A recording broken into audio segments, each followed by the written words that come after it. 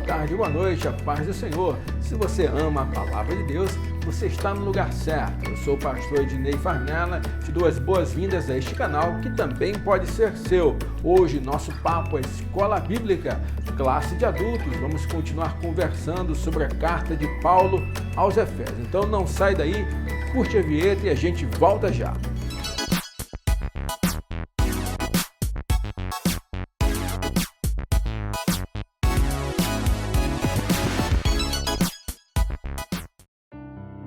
Já quero começar essa aula te fazendo um pedido todo especial. Você que está comigo aqui, nos ajuda? Por favor, se inscreve no canal, curte, comenta, compartilha. Vamos espalhar a palavra de Deus. Nosso objetivo aqui é fazer o nome do Senhor ser glorificado. Então, nos ajuda nesse objetivo. Nós temos atingido já muita gente, mas eu tenho a certeza que com a tua ajuda nós podemos chegar muito mais longe. Já te agradeço por isso e já rogo, Deus te abençoe.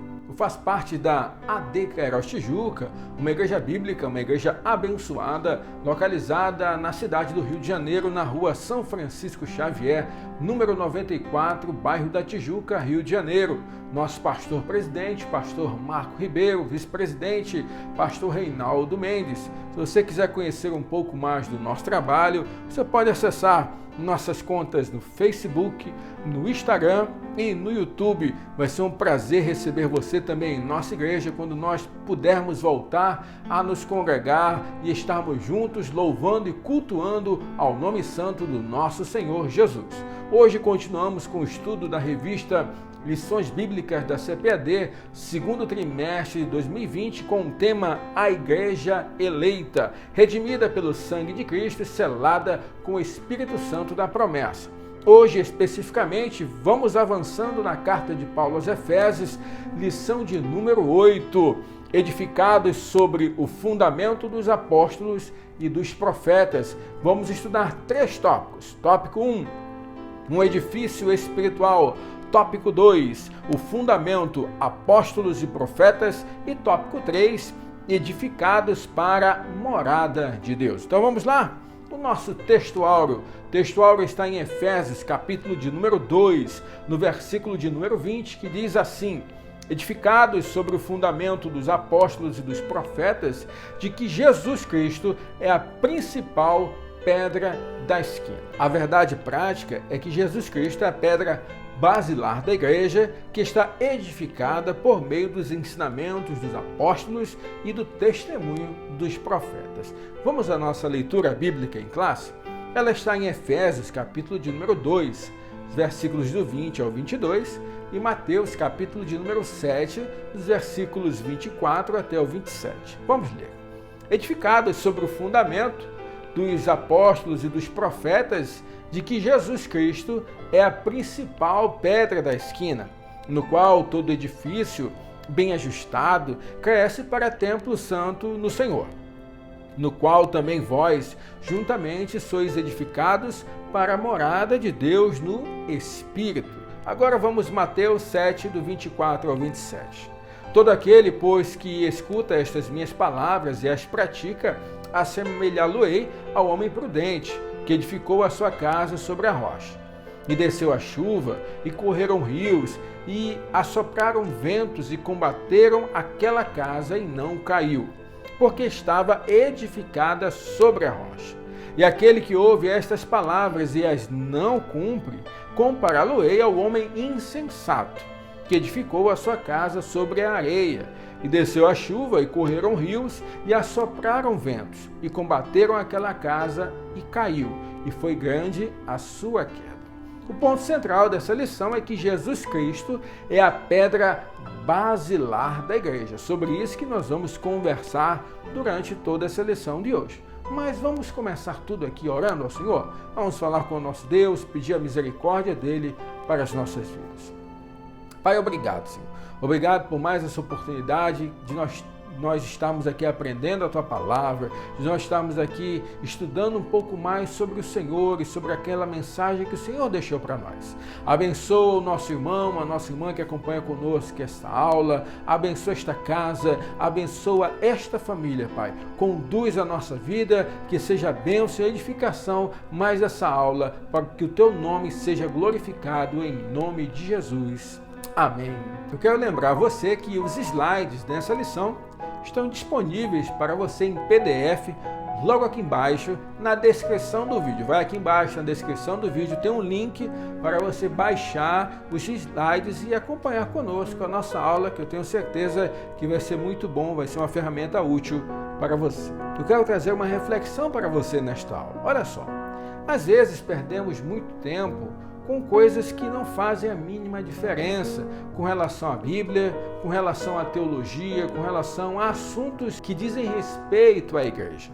E Paulo nos alerta, o fundamento é Cristo. Então, em vez de a gente perder tanto tempo com tantas discussões desnecessárias, com tantas perguntas desnecessárias, vamos nos preocupar com o que realmente interessa, a mensagem central da Bíblia, de Gênesis a Apocalipse, é Jesus Cristo, e é essa mensagem que nós precisamos dominar, é essa mensagem que nós precisamos propagar.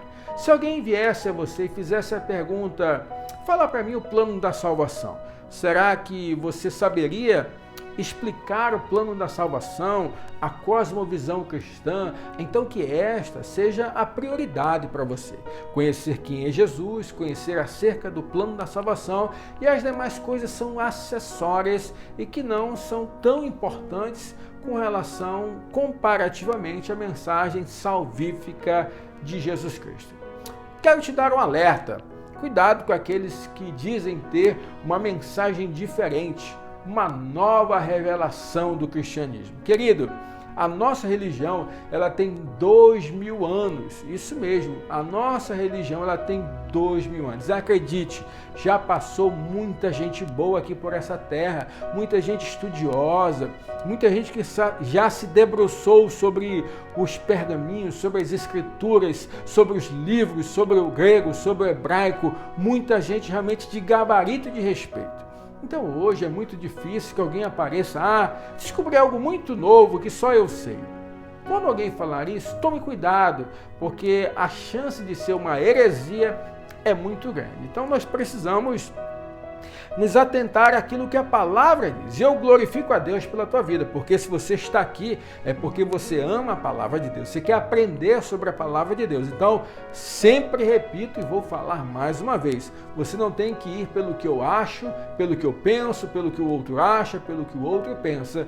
Você tem que ir pelo que a palavra diz. O que está escrito na palavra? Como a palavra trata este tema. Então, vamos assim que vai dar tudo certo em nome de Jesus. Na última lição, na lição passada, se você não assistiu, essa lição está na nossa videoteca, você pode vai lá, acessa lá, a lição de número 7, classe adultos, Cristo a nossa reconciliação com Deus, tá bom? Nós abordamos justamente que Jesus nos reconciliou com Deus pelo seu sacrifício na cruz do Calvário. Mas Paulo falava das profundezas de Deus, das profundezas do relacionamento de Cristo à igreja. Então ele avança um pouco mais. Ele fala que a reconciliação com Deus por meio de Jesus Cristo deu origem à igreja, que é um edifício em construção cujo alicerce é o próprio Cristo. Então Jesus é a principal pedra de esquina. É isso que Paulo fala para nós. E é isso que nós vamos conversar ao longo desta lição. A igreja é edificada sobre o fundamento dos apóstolos e dos profetas, e Cristo é a principal pedra de esquina. Pastor, explica isso? Nós vamos explicar. Daqui a pouquinho tem um desenhozinho bem bonitinho para você entender. Então não sai daí que você vai aprender.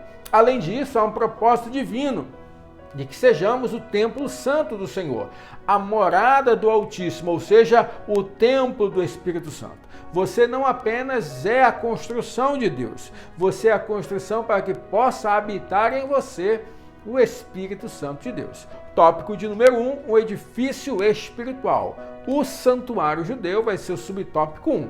O Templo de Jerusalém era o símbolo da exclusividade, do exclusivismo de Israel como povo de Deus. E nós conversamos muito sobre isso na lição passada. Tinha uma proibição, Paulo falou inclusive sobre aquela parede, aquele muro que separava judeus e gentios no acesso ao templo, no acesso à religiosidade judaica. Então, neste momento, nós estamos entendendo que esta proibição, ela criava um atrito entre judeu e gentio. O judeu se considerava em sua religião superior aos gentios, porque por meio deles essa história, a lei, os profetas, a mensagem, a promessa veio sim de fato por meio deles. Mas agora, por meio de Jesus Cristo, a mensagem chega a nós, a mensagem chega até os gentios. Então, ao reconciliar ambos os povos, Cristo aboliu as leis cerimoniais, nós falamos disso, ele desfez a inimizade entre judeus e gentios e ele formou uma nova humanidade. Qual é?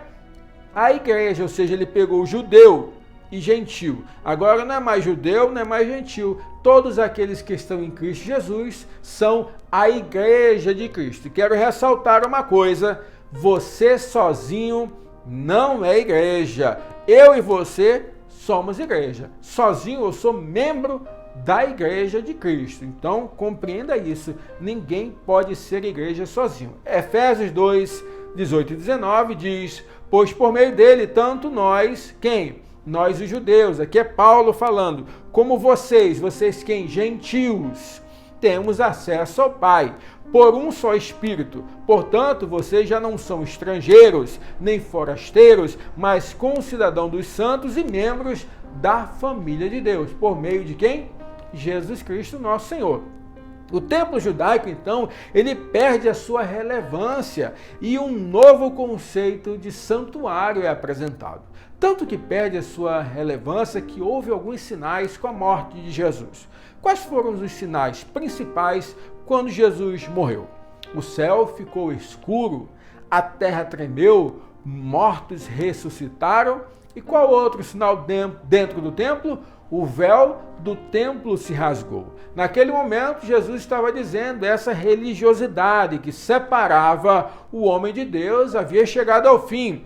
Jesus Cristo, por meio dele, para ele, com ele, nós temos o livre acesso a Deus, porque somos a igreja de Cristo. Com isso, então, nasce um conceito que nós vamos estudar no subtópico 2. Primeiro subtópico era o quê? O santuário judeu. Agora é o santuário cristão.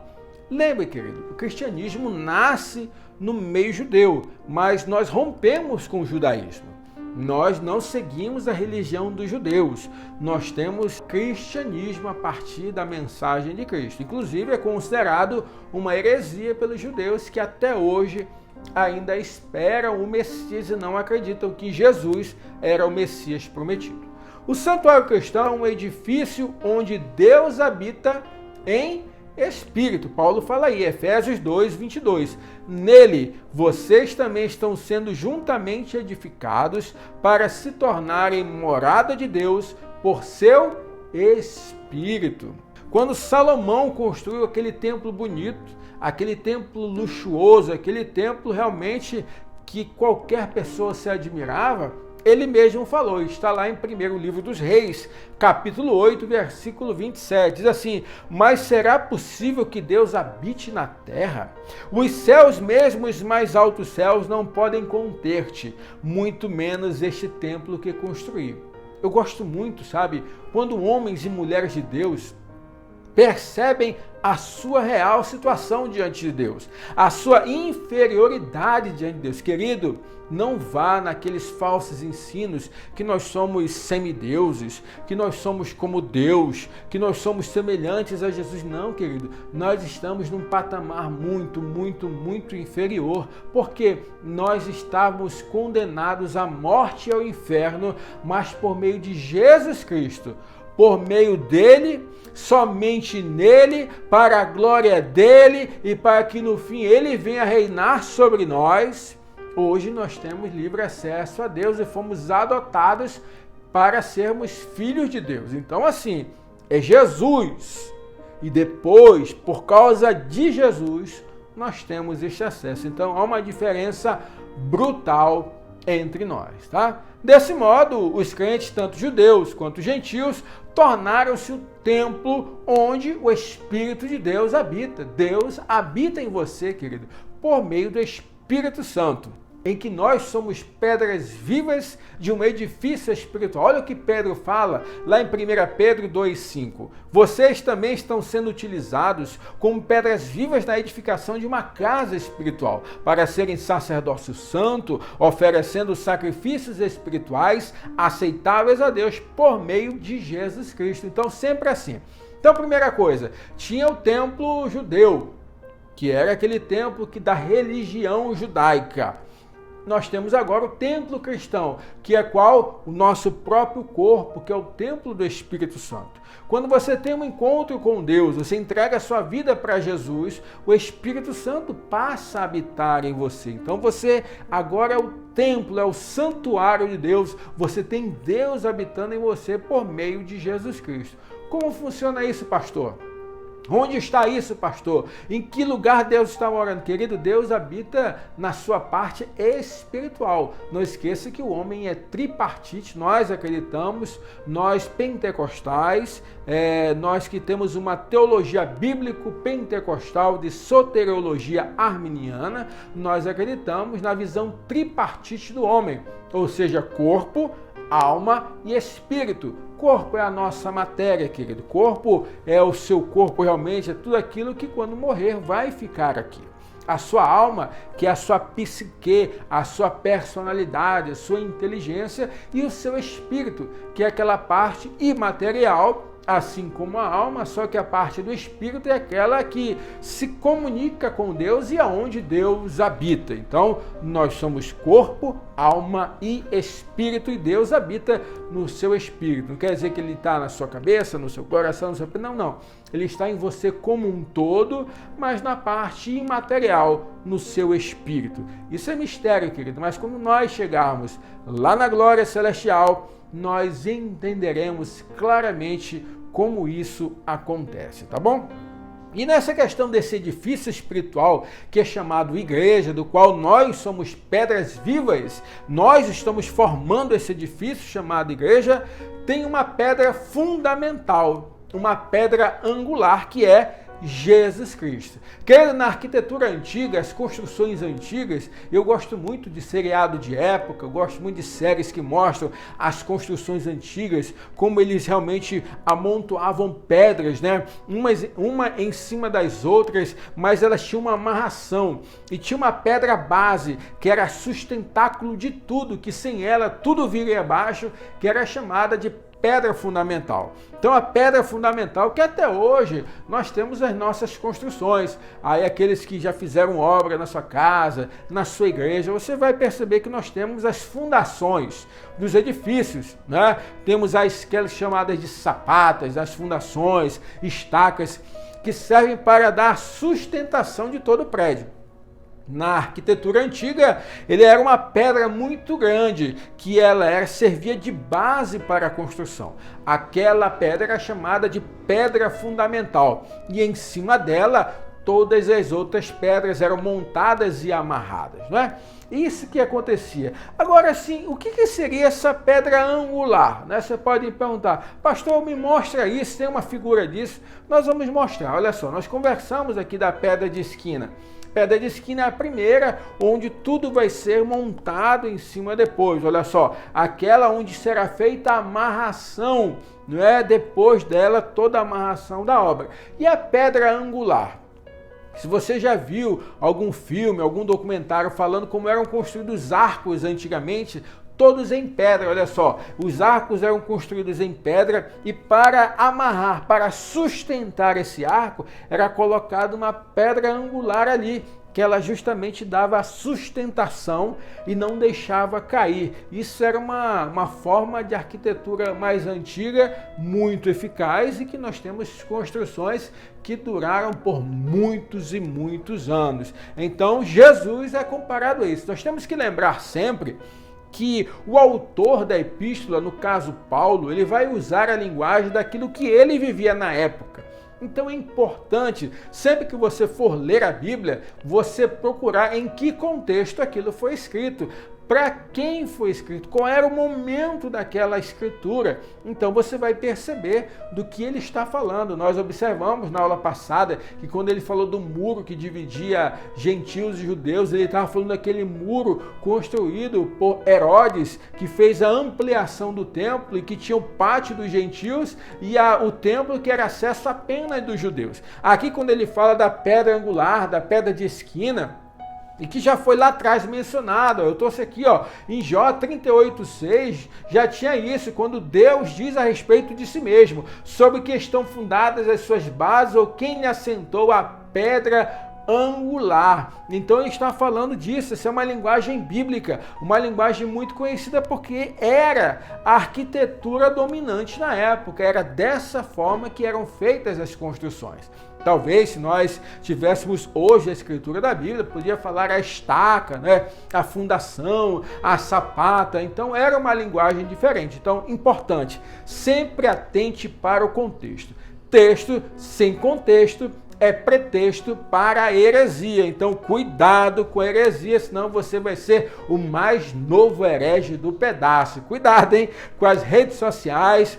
Hoje em dia está todo mundo filmando, então daqui a pouco você manda uma heresia e você vai ficar famoso, hein? Eu não quero te ver aí nas telinhas, tá bom? Cristo é essa pedra principal do edifício chamado igreja. Sem Cristo não existe igreja, como sem a pedra fundamental não pode existir edifício algum. Então entenda, sem Cristo nós somos uma mera associação de pessoas. Igreja pressupõe como base Cristo Jesus. Não existe igreja sem Cristo Jesus. A identificação de Cristo como pedra angular remonta à profecia messiânica de um salmo, olha, Salmo 118, que está lá no meio da tua Bíblia. Salmo 118 diz assim, no verso 22, a pedra que os construtores rejeitaram tornou-se a pedra angular, ou seja, Jesus, que foi rejeitado pelos homens, que foi assassinado pelos homens, foi rejeitado por aqueles que deveriam adorá-lo, ele se tornou a principal pedra de sustentação daquilo que o próprio Jesus intitulou igreja, quando ele falou, e eu te digo, Pedro, edificarei a minha igreja, e as portas do inferno não prevalecerão contra ela. Isso é muito importante. E é Jesus mesmo, quando veio falar lá em Marcos, capítulo 12, versículo 10, ele falou assim, vocês nunca leram esta passagem das Escrituras? Ele repete o Salmo. A pedra que os construtores rejeitaram tornou-se a pedra angular, ou seja, uma profecia messiânica. Querido, eu quero chamar mais uma vez a atenção. Quem não vê Jesus de Gênesis a Apocalipse, é porque não lê Bíblia, é porque tem preguiça de ler a Bíblia, não faz uma interpretação da Bíblia. Jesus está de Gênesis a Apocalipse. Olha os Atos dos Apóstolos lá, falando 4:11. Este Jesus é a pedra que vocês, construtores, rejeitaram. Mais uma vez, citando o Salmo 118.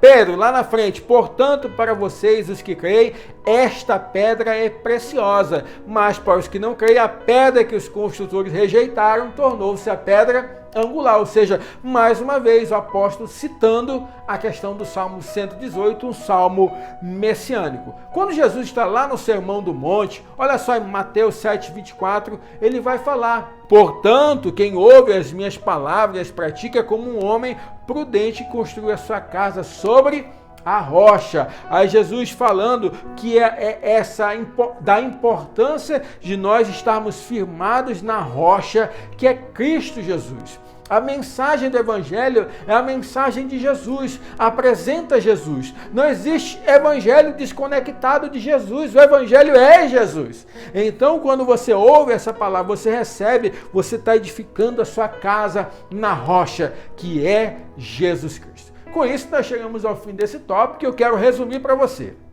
Em Cristo, um novo conceito de santuário é construído. Os crentes são comparados a um edifício espiritual, onde Cristo é a pedra fundamental. Não esqueça, Tudo que você precisa hoje é de Jesus Cristo na tua vida, porque Ele é a nossa pedra fundamental. Tópico 2, o fundamento, apóstolos e profetas. Primeiro, conceito de apóstolo. Isso aqui é polêmico, hein? Mas vamos enfrentar. Apóstolo vem do termo grego apóstolos ou apóstolos. É usada para enviado. A tradução dessa palavra grega é enviado ou o mensageiro. O apóstolo é centrado na natureza da missão de Cristo. Ele é o principal apóstolo, que ele foi o enviado por Deus para trazer salvação a toda a humanidade. O primeiro conceito aceito de apóstolo é aquele em que nós percebemos que são os 12 que foram chamados por Jesus Cristo. Os evangelistas usam o termo quando se refere aos 12 escolhidos. Nós vemos isso em Mateus 10, de 2 a 5, Marcos 6,30, Lucas 6,13. Aliás, você sabe quais foram os 12 homens chamados por Jesus? Se o pastor ligasse agora para você e dissesse: ei, quais são os 12 apóstolos que Jesus chamou? Cita aí, crente. como é que você ficaria? Você sabe isso? Então coloca aqui no comentário, coloca quais foram os 12 apóstolos, qual foi o substituto de Judas e o que você acha que deveria ter sido feito pela igreja primitiva ali naquela escolha. Então uma coisa para você pensar, coloca aqui no comentário que eu vou conversar com você sobre esse assunto também. Eles foram testemunhas oculares, eles não foram apenas chamados. Eles viram o ministério de Jesus, eles viram a morte de Jesus e viram a ressurreição de Jesus. Então, o primeiro conceito de apóstolo foi aqueles que foram chamados por Jesus. Aí você vai me perguntar: pastor, pelo amor de Deus, e Paulo, pastor? O senhor está dizendo que Paulo não era apóstolo porque não viu, não andou, não viu a glorificação de Jesus? Calma, Paulo é um caso especial. Paulo é sim o apóstolo de Jesus Cristo. Como é que aconteceu a conversão de Paulo? Paulo estava indo em direção a Damasco, ele estava indo para perseguir os cristãos, para continuar a defesa da sua fé. Ele era um judeu muito conservador, um judeu da linha dos fariseus, conhecedor da lei, criado aos pés de Gamaliel, alguém que tinha muito conhecimento.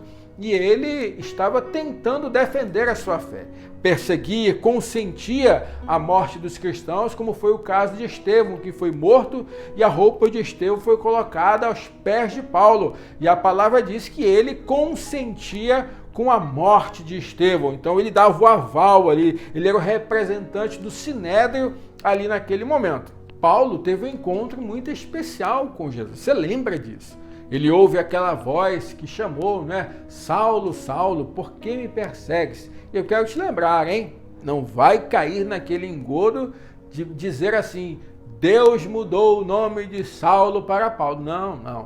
Também poderia dizer aqui: Paulo, Paulo, por que me persegues? E ele falou assim: mas como eu te persigo? Ele falou: eu sou Jesus, a quem tu persegues. E naquele momento, Paulo tem um encontro com Jesus. Você lembra da história? Saulo ou Paulo, né? Tanto faz, o nome é o mesmo, o personagem é o mesmo, tá, querido? Ele fica cego, apenas ouvindo, vendo aquela claridade, ele ficou cego. E aí vai lá um homem de Deus chamado Ananias. Ananias, no princípio, ele não queria ir lá não com Paulo. O Senhor falou: Ananias, vai lá, que tem um homem que você vai orar por ele, para ele ficar curado. Aí Ananias falou: mas Senhor, falam tão mal desse Paulo, eu não quero ir não, Senhor. E ele foi como um homem obediente, foi lá. A palavra de Deus diz que as escamas dos olhos de Paulo caíram, ele começou a ver, e a partir daquele momento ele teve um encontro com Jesus, e o Espírito Santo falou, ensinou para ele todas as coisas. E sabe o que é interessante no chamado de Paulo? É que Paulo foi chamado para sofrer.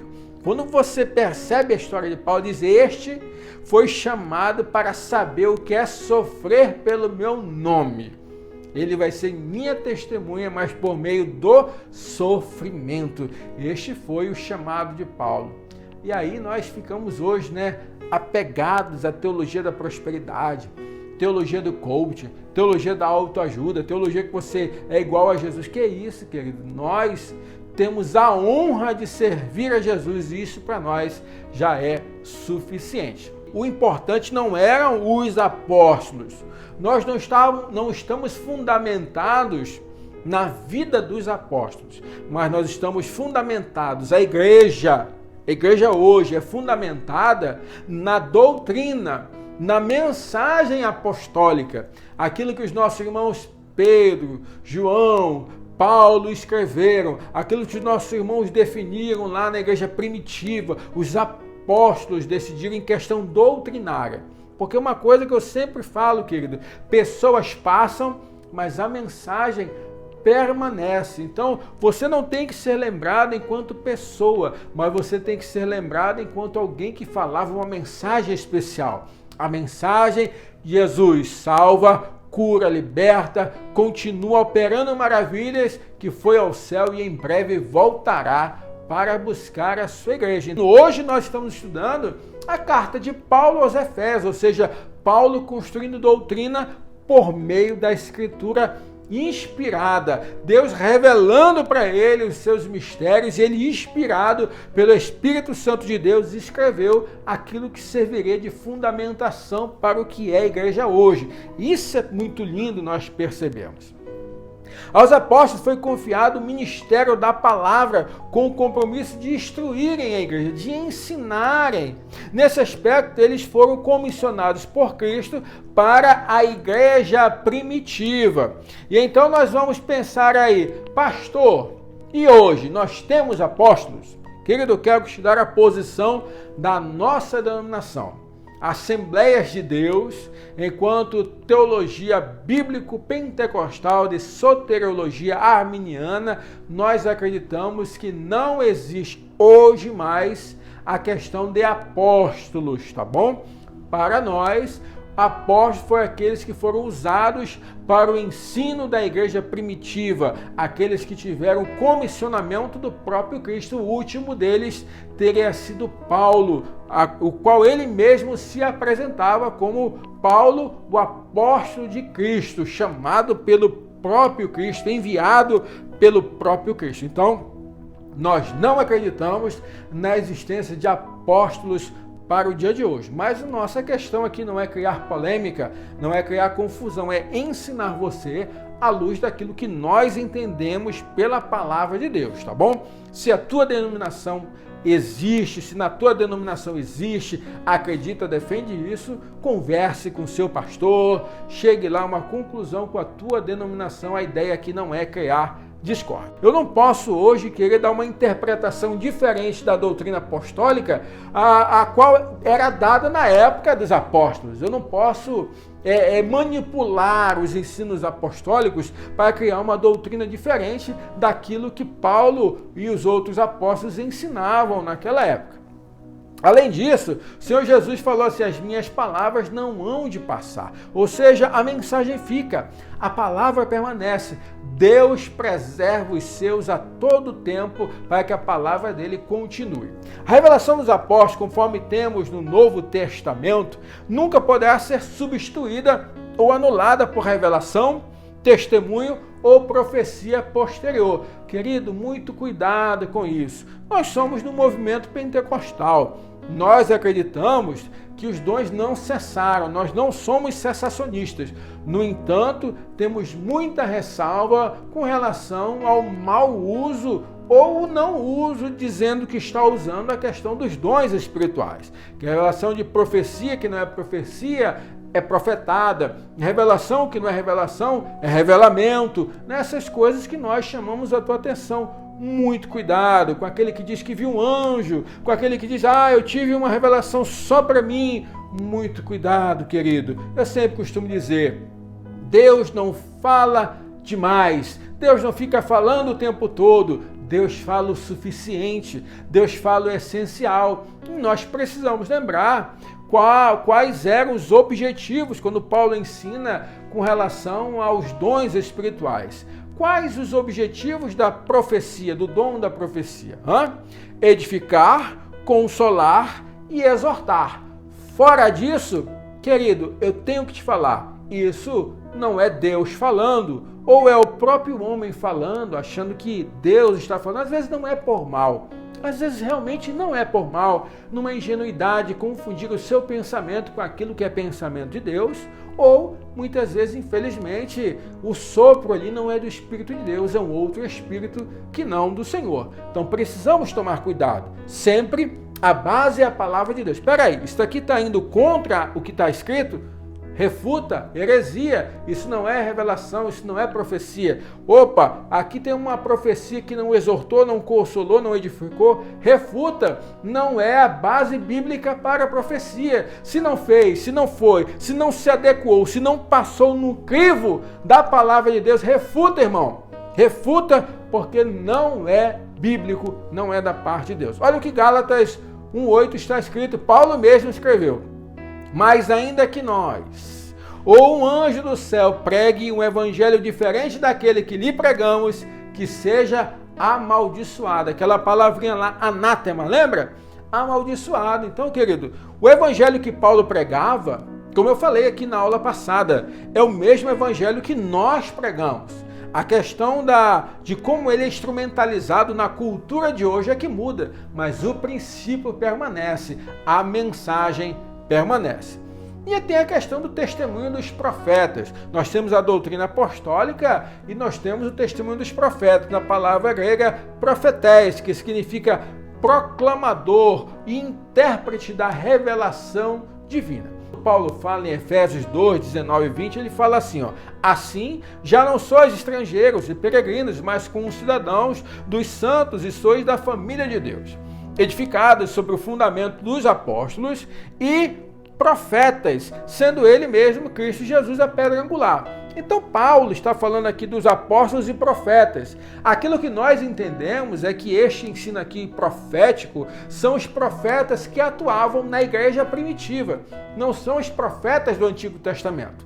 O fundamento da igreja é aquele que os apóstolos estavam passando como notícia nova e os profetas eram usados para trazer então o entendimento daquilo que Deus queria falar por meio da sua palavra. Isso aqui é muito importante. Olha só, mais adiante, Paulo assegura que a compreensão do mistério que no passado estivera oculto foi revelado aos profetas. Olha lá, Efésios 3:5. Esse mistério não foi dado a conhecer aos homens de outras gerações, mas agora foi revelado pelo Espírito Santo aos apóstolos e profetas de Deus. Ou seja, na época de Paulo, ele está falando, mas agora foi revelado aos apóstolos e aos profetas. Ou seja, aquele profeta lá de trás que Paulo cita são os profetas da época dele, profetas da igreja primitiva que tinha uma função diferente dos profetas do Antigo Testamento. Nós precisamos ter essa compreensão mais ampla.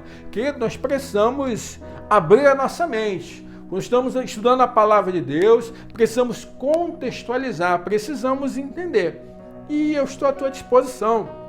Se você precisar de mim para tirar qualquer dúvida, pastor, me ajuda, não entendi, comenta aqui embaixo que a gente vai tentar esclarecer e vai ser uma bênção poder te ajudar nessa caminhada. Olha só, assim o testemunho dos profetas neotestamentários que, conforme 2 Pedro 1:21 falaram inspirados pelo Espírito Santo, perfazem o alicerce da igreja de Cristo. Ou seja, a doutrina apostólica, o testemunho dos profetas são a base do que é a igreja hoje. Ou seja, o que eu ensino hoje, o que eu explico para você aqui hoje, é o que nós recebemos dos apóstolos que escreveram e dos profetas que receberam de iluminação do Senhor, que foram inspirados por Deus. Com isso, nós chegamos ao final do tópico e nós vamos dar o resumo.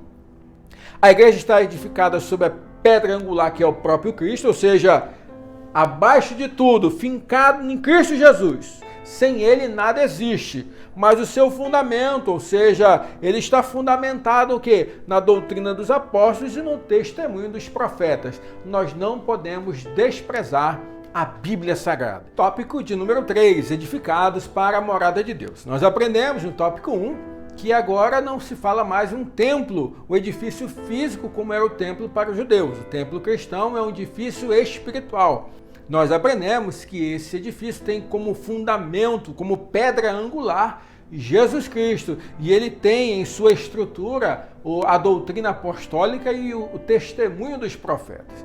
Mas para que esse edifício foi construído? Para a morada de Deus. De que forma? Como um edifício bem ajustado. O que significa esse bem ajustado? Quer dizer, querido, que enquanto nós estivermos aqui, enquanto igreja, estaremos melhorando, estaremos evoluindo, estaremos sendo transformados, crescendo enquanto igreja, a ser cada vez mais para ser semelhante a Jesus Cristo. De que forma?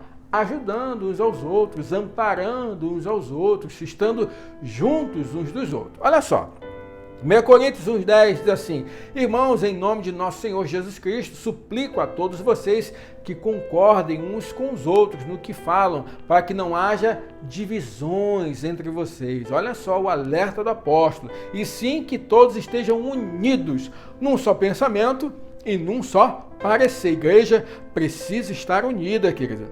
Segunda carta de Paulo aos Coríntios, no capítulo 13, no versículo 11, diz assim: sem mais, irmãos, despeço-me de vocês. Procurem aperfeiçoar-se, exortem-se mutuamente, tenham um só pensamento, vivam em paz e o Deus de amor e paz estará com vocês. Olha só como faz parte também desse amor fraternal, de nós exortarmos uns aos outros em amor. Nós precisamos entender isso. Às vezes a gente não recebe muito bem uma palavra de exortação vinda de um irmão. Nós precisamos receber, porque isso é bíblico. Nós precisamos entender que é assim que nós vamos nos ajudando. Eu influencio você, você me influencia. Nós vamos nos ajudando na caminhada cristã. Então, subtópico 2. Nós precisamos entender que se nós pertencemos a Deus e Deus é santo, santidade precisa fazer parte do nosso vocabulário, estar dentro de nós, ser vivenciado por nós a questão da santificação. A santidade precisa ser vivenciada. A palavra usada aqui é naon, que designa o recinto interior, ou seja, o lugar santíssimo, o lugar do encontro, o lugar da intimidade. E esse crente agora é um naon, é o lugar santíssimo, é o lugar onde Deus vai habitar. Então, por isso, precisa ser santo. Olha só o que Paulo fala em 1 Coríntios 3, 15 e 16. Vocês não sabem que são o santuário de Deus e que o Espírito de Deus habita em vocês? Se alguém destruir o santuário de Deus, Deus o destruirá, porque o santuário de Deus, que são vocês, é sagrado. Ou seja, ele está falando para nós que nós temos que santificar-nos, porque nós somos a habitação de Deus. Nós somos separados. Santificação é ser separado. Separado do quê? Do pecado, porque quem pertence a Cristo passa a viver em santidade. Algo que eu sempre falo. Se você realmente tem um encontro com Deus, uma conversão verdadeira, genuína, você vai querer ser melhor. Você vai querer falar assim: Senhor, sei que não sou perfeito, mas me ajuda a deixar esse vício, me ajuda a deixar esse pecado. Querido, não se preocupe, você não é perfeito, eu não sou perfeito.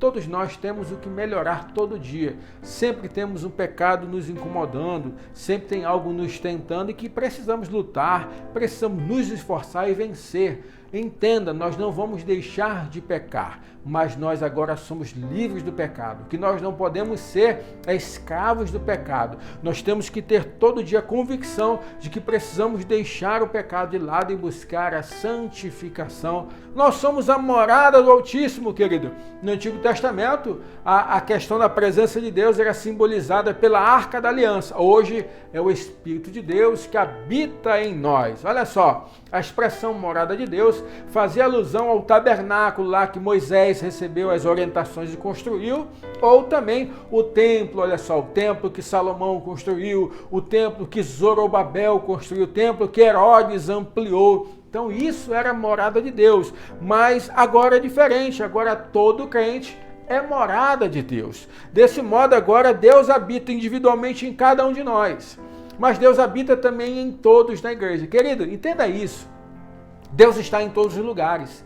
Deus está comigo aqui enquanto gravo essa aula. Deus está dentro de mim. Deus está aqui habitando tudo. Deus está com você. Deus está nesse momento enquanto você assiste. Deus está enquanto eu gravo. Deus está na criação. Deus está na consumação. Deus é o absurdo, querido. Sempre uso essa expressão. Deus não pode ser explicado. Deus só pode ser admirado. Deus não pode ser dissecado. Deus só pode ser glorificado. A nós cabe apenas glorificar Deus por aquilo que Ele é, porque Ele é estupendamente maravilhoso, absurdamente glorioso e inexplicável para a nossa mente humana, que é muito pequena comparado ao Deus Criador dos céus e da terra. João 14, 23 diz: respondeu Jesus, se alguém me ama, guardará a minha palavra, meu Pai o amará, nós viremos a Ele e faremos nele morada. Olha só, habita em mim o Espírito de Deus, o Espírito Santo habita em mim.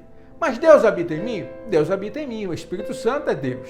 E nesse momento, se o Espírito Santo habita em mim, o Pai habita em mim, o Filho habita em mim, aí nós temos aquela expressão da teologia que fala assim, ó, a pericorese. Por meio de uma das pessoas da Trindade, a outra pessoa da Trindade também atua. Então, olha só, não é um palavrão, tá? Eu não estou aqui usando uma palavra pejorativa, por favor. Mas nós afirmamos assim, pericoreticamente, nós podemos falar que por meio da pessoa do Espírito Santo, a pessoa do Pai e a pessoa do Filho também habitam dentro de cada um de nós. Mas isso também é um assunto que dá um seminário, né? Como nós costumamos falar, nós vamos deixar isso para depois. O importante é que Deus habita em você. O Espírito Santo toma conta de você, está em você, te dá força, te capacita, te orienta, está com você nessa jornada para que você não desista. Você tem um Deus todo-poderoso que habita em você. A síntese do tópico 3 é que Deus habita na vida daquele que é edificado em Cristo, torna-se templo santo do Senhor. Nós somos edificados em Cristo Jesus. Não esqueça, nosso fundamento todo é Cristo Jesus. Querido, não existe uma vida com Deus sem Cristo Jesus. Nós somos privilegiados, querido.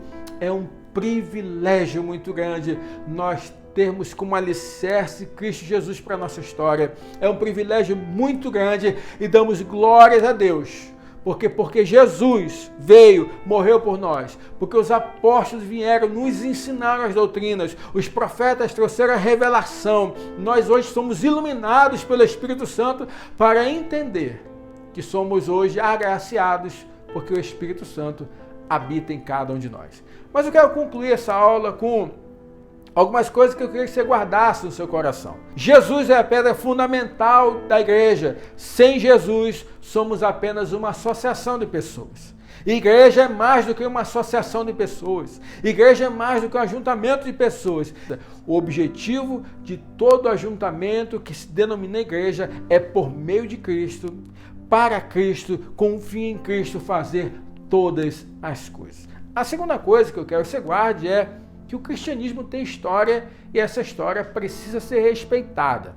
A doutrina dos apóstolos e o testemunho dos profetas não devem ser descartados pela igreja. Querido, a Bíblia é a palavra de Deus. A Bíblia é a nossa regra de fé e prática, a única. Não deve ter outra. Não tem uma revelação, não tem uma visão, não tem um anjo que vai contradizer a palavra de Deus. O que é palavra é aquilo que já está escrito e a revelação acabou. Acabou. Não existe mais uma nova revelação daquilo que Deus vai trazer de escritura para nós. Terceira coisa que eu quero que você guarde é que Deus habita dentro de cada um daqueles que tiveram encontro com Jesus. Ser habitação de Deus é uma responsabilidade e um grande privilégio. Eu queria que você acabasse essa aula comigo e escrevesse aqui, dizendo assim, realmente eu sei que é uma grande responsabilidade ser habitação de Deus, mas eu sei também que é um grande privilégio e motivo de alegria que Deus habita dentro de mim. Vamos orar? Vamos agradecer a Deus por essa aula, pedir a Deus misericórdia e graça para que Ele nos ajude nessa caminhada. Pai, obrigado, Senhor. Obrigado por mais uma aula, obrigado por nos fazer enxergar que o Senhor é tudo para nós. O Senhor é o nosso fundamento, o Senhor é a nossa pedra principal. entender também, Senhor, a importância da doutrina apostólica para nós, essas escrituras que foram entregues para nós, para que nós possamos entender, para que nós possamos compreender aquilo que o Senhor quer para cada um de nós. Obrigado pela vida dos apóstolos, obrigado pela vida dos profetas que trouxeram as revelações suas para nós, Senhor. Obrigado, Senhor, e obrigado por esse irmão e essa irmã que acompanharam essa aula até agora. Abençoa esta casa, abençoa esta família, em nome de Jesus. Amém. Querido, foi uma alegria muito grande ministrar mais essa aula para você. Que Deus te abençoe, que o Espírito Santo continue falando em teu coração. Eu sempre mando uma saudação especial e hoje a minha saudação especial vai para duas mulheres de Deus da nossa denominação, da nossa igreja, que têm participado bastante aqui nos nossos comentários. Diaconisa Adelaide, um abraço, minha irmã, que Deus te abençoe. E a nossa irmã Jacira também, diaconisa Jacira, que tem participado aqui, nossas professoras, mulheres de Deus. E um abraço especial para o fotógrafo da nossa igreja, meu irmão Anério Matos, que também está sempre comentando aqui. Que Deus te abençoe. Um grande abraço para os nossos irmãos, vocês que têm atendido o nosso pedido de curtir, de comentar. Irmão, nós ficamos muito felizes, porque cada vez que alguém curte, cada vez que alguém comenta, é sinal que as pessoas estão dando importância e o YouTube vai recomendando o nosso vídeo para outras pessoas, ou seja, vamos espalhar a palavra de Deus. Se você ainda não é inscrito neste canal, quero te pedir isso, por favor, se inscreva, curte, comenta, compartilha, chama alguém, manda aí no WhatsApp para alguém, manda no Facebook, coloca lá na página, compartilha, vamos espalhar a palavra de Deus. O objetivo aqui é que você ame a palavra de Deus. Então, se você está saindo dessa aula amando, desejando e se inspirando um pouquinho mais pela palavra de Deus, nós já estamos muito alegres. Rogo a Deus que Ele abençoe a tua casa, a tua família e não esqueça, ame a palavra de Deus.